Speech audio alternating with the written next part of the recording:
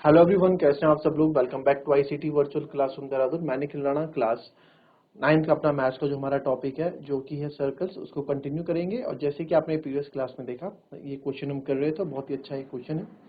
क्या बोलता है क्वेश्चन? क्वेश्चन ये बोलता है, if two equal chords of a circle intersect within the circle, prove that the segment of one chord are equal to the corresponding segment of other chord. क्या बोल रहा था, हमने कल प्रूव करके बता देता। ये बोल रहे थे कि कोई दो कॉर्ड्स अगर इक्वल है सर्कल के, कोई दो कॉर्ड्स अगर इक्वल है, जैसे हमने बोला यहाँ पे ए बी और सी डी क्या है, आपस में इक्वल है ना। ए बी और सी डी आपस में इक्वल है, तो इनके जो सेगमेंट्स है वो भी आपस में इक्वल होने चाहिए। सेगमेंट्स मतलब ये बड़ा सेगमेंट हो गया, इस सेगमेंट मतलब खंड, इस कॉर्ड का ये सेगमेंट इस खंड के बराबर होगा, और छोटे वाला, ठीक है, तो ए बी हमारा सी डी के बराबर होगा। और यहाँ पे अब जो है हमारा ए बी सी डी के बराबर है। ये देखो आप,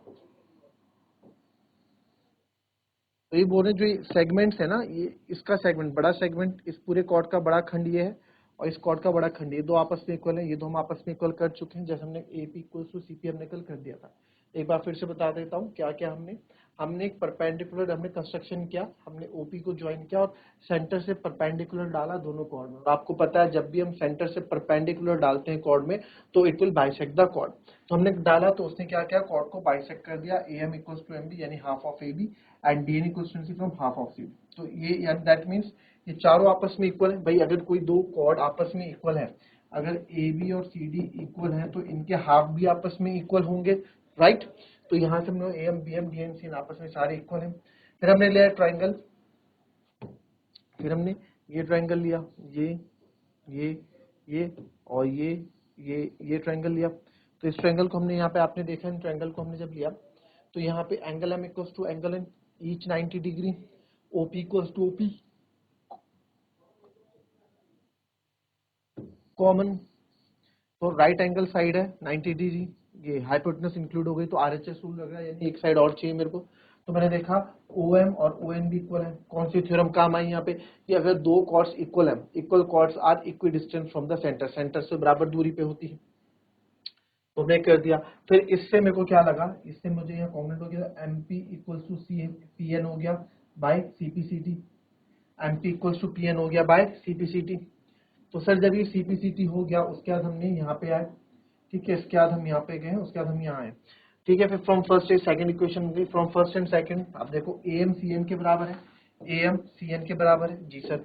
ए एम पे अगर मैं एम पी ऐड कर दूं और सी एन पे मैं एन पी ऐड कर दूं, अब ये क्या है, इस पे मैं कोई अलग अलग चीज ऐड नहीं कर रहा हूँ, इस पे मैं सेम चीज ऐड कर रहा हूँ।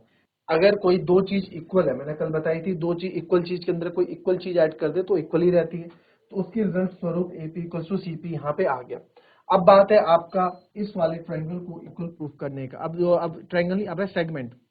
अब बड़ा सेगमेंट तो आपने प्रूफ कर दिए, बड़े सेगमेंट तो आपने इक्वल प्रूफ कर दी, ठीक है। अब बड़े सेगमेंट इक्वल प्रूफ कर दिए, आपको छोटे सेगमेंट इक्वल प्रूफ करने, यानी ये और ये भी आपकी इक्वल है। तो बताइए और ये कैसे इक्वल करेंगे आप, बहुत ईजी है ये भी, थोड़ा सा बचा देखो।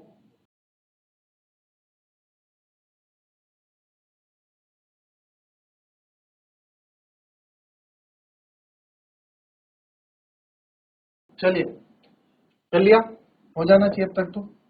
नहीं हुआ होगा, देखो यहाँ पे नहीं हुआ तो इसको मैं यहाँ पे बता देता हूँ, है ना, इसको मैं यहाँ बता रहा हूँ सेकंड पार्ट, इतने में हो जाएगा। अब आप एक बात बताओ, दो कॉर्ड्स इक्वल है तो इनके आधे इक्वल है, यानी कि एम बी जो है, एम बी जो है, ये एम बी जो है, एम बी, ये एम बी क्या इक्वल है आपका एन डी के,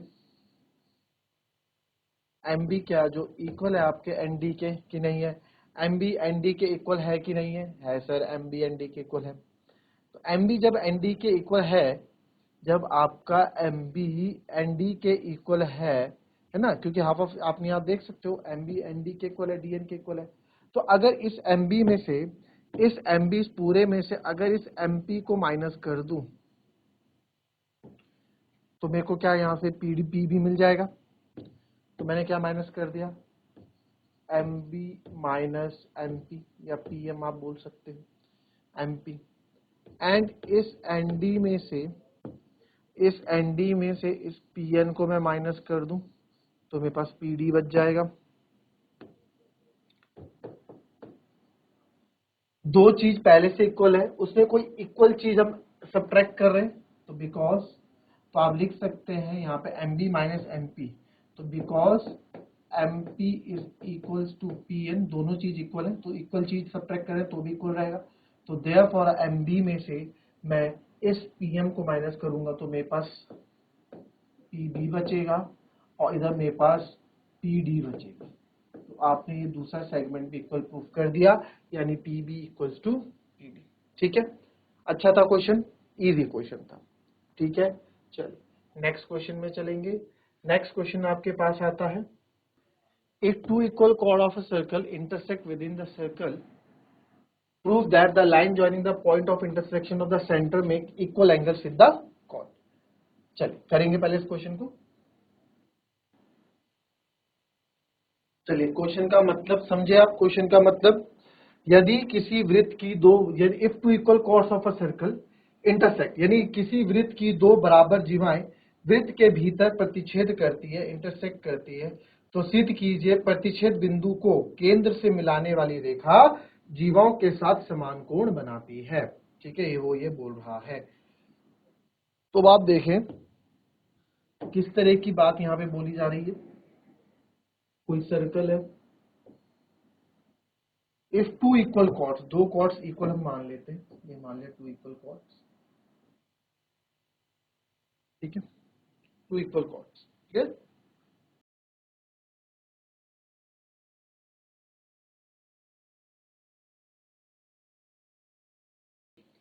तो ये कॉर्ड्स अगर इक्वल हैं, क्या बोला फिर से देख लेते हैं, if two equal chords of circle, दो कॉर्ड्स इक्वल है, नाम दे देते हैं, टू इक्वल कॉर्ड्स है, ए बी नाम दे दिया और सी डी।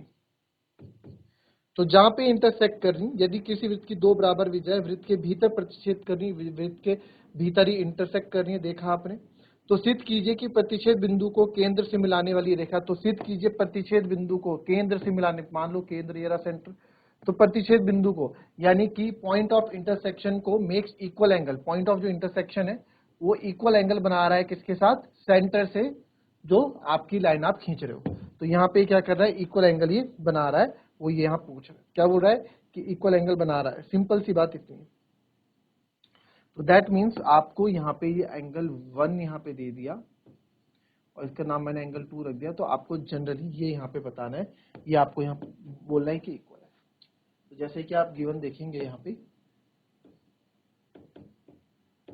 गिवन है आपका AB और CD इक्वल है, और टू प्रूव या टू शो हमको करना है angle 1 is equal to angle 2, ये दोनों इक्वल एंगल यहाँ पे बन रहे हैं, ये आपको शो करना है।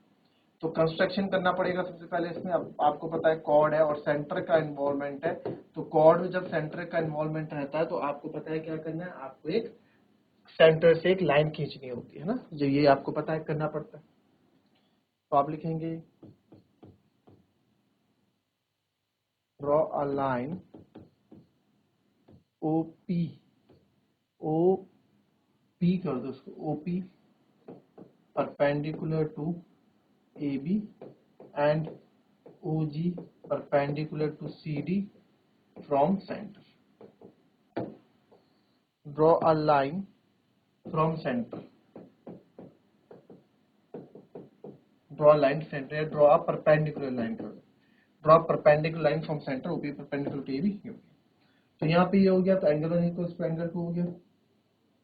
तुमने ये लाइन यहाँ ड्रॉ कर दी और यहाँ पे ये लाइन ड्रॉ कर दी। यहाँ पे इसका नाम दे दिया हमने OP, इसका नाम दे दिया OG, इसका नाम दे दिया Q। ठीक है, परपेंडिकुलर ड्रॉ किया है तो ये होगा। ठीक है, तो आप यहां देखें ये परपेंडिकुलर ड्रॉ किया है। नाउ बिकॉज, अब इसमें तो थ्योरम बताओ, थ्योरम क्या होगी आपकी, बिकॉज ड्रॉ परपेंडिकुलर, तो अब आप यहां देखो, बिकॉज अ लाइन, आपको पता है बिकॉज OP परपेंडिकुलर है आपका AB के एंड OG परपेंडिकुलर है CD के, तो therefore a line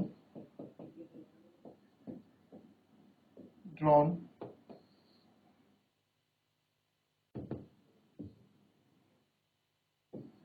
therefore a line drawn through the center of circle, a perpendicular line करो उसको, a perpendicular line drawn through center of circle to the chord of circle bisects the chord, bisects the chord.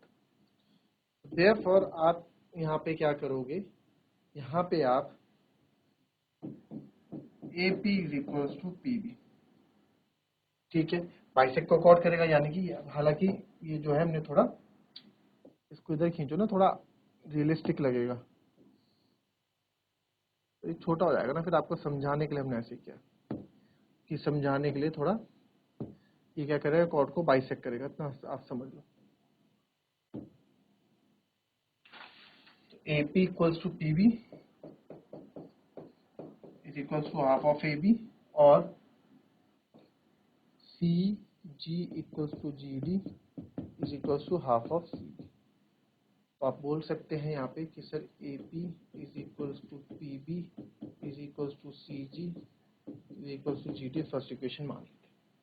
तो मुझे angle 1 angle 2 prove करना है, simple सी बात है. अगर मैं इन दो ट्रायंगल्स को यहाँ कॉन्ग्रुएंट प्रूव कर देता हूँ, इन दो ट्रायंगल्स को यहाँ पे कॉन्ग्रुएंट प्रूव कर देता हूँ, तो मेरा काम आसान हो जाएगा. तो आप लिख लें now in triangle OPQ and triangle OGQ. OPQ और OGQ पे हम बात कर रहे हैं, इन ट्रायंगल OPQ और OGQ, ठीक है. सबसे पहले आप लिखेंगे OP is equal to OG. Reason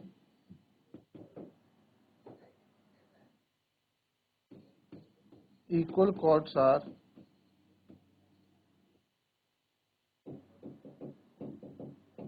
equidistant from the center. Equal chords are equidistant from the center. तो OP आपका OG के बराबर है, right. OP is equals to OG. Okay sir, OP हमारा OG के बराबर है, बात सही बोलते हो आप.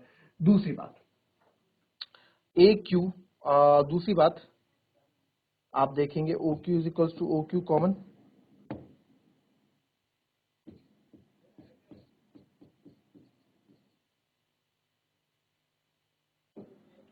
ठीक है सर. और एंगल, अब देखो angle 1 is equals to angle 2, angle equals to angle 2 नहीं, angle O is equals to angle P is equals to angle G, each 90.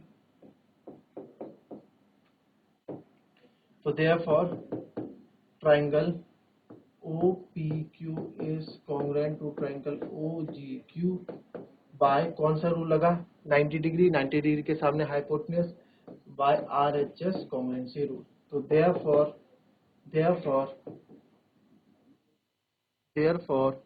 AP, therefore हम बोल सकते हैं यहाँ पे angle 1 is equals to angle 2 by CPCT, ठीक है.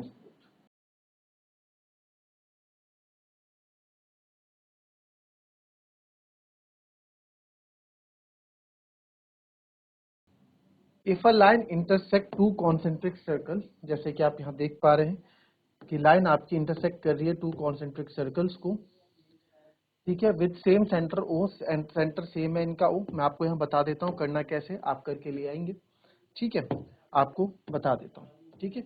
With same centre O at ABCD prove that AB और CD equal है, ठीक है. मैं आपको बताता हूँ. सबसे पहले आप कंस्ट्रक्शन करोगे, ड्रॉ, इसमें परपेंडिकुलर ड्रॉ करोगे कॉर्ड इस पूरी लाइन AD में. तो यहाँ पे आप जब इसको करोगे तो आप बोल सकते हो इन बिगर सर्कल, इसका नाम रख दो आप G, तो AG इक्वल्स टू GD, ठीक है. फिर इन स्मॉलर सर्कल में ये हो जाएगा BG इक्वल्स टू GC, ठीक है. और हमें प्रूफ करना है AB इक्वल्स टू CD. तो अब आप देखो, अब आप यहाँ देखो, यहाँ चीज आप बताना मेरे को कि अगर AG जो ये है AG is equals to GD, ये हो गया, और यहाँ पे एक चीज और बोली गई, वो चीज क्या है? वो चीज है कि BG इक्वल्स टू GC। ये BG जो है ये आपका GC के बराबर है। तो दो इक्वल चीज में अगर जो चीज आपस में इक्वल है, जैसे AG और GD आपस में इक्वल है, अगर इसमें कोई इक्वल चीज ऐड करूंगा तो भी इक्वल रहेगा, अगर कोई इसमें इक्वल चीज माइनस करूंगा तो भी इक्वल रहेगा। बात समझ में आई? ये बात है ना?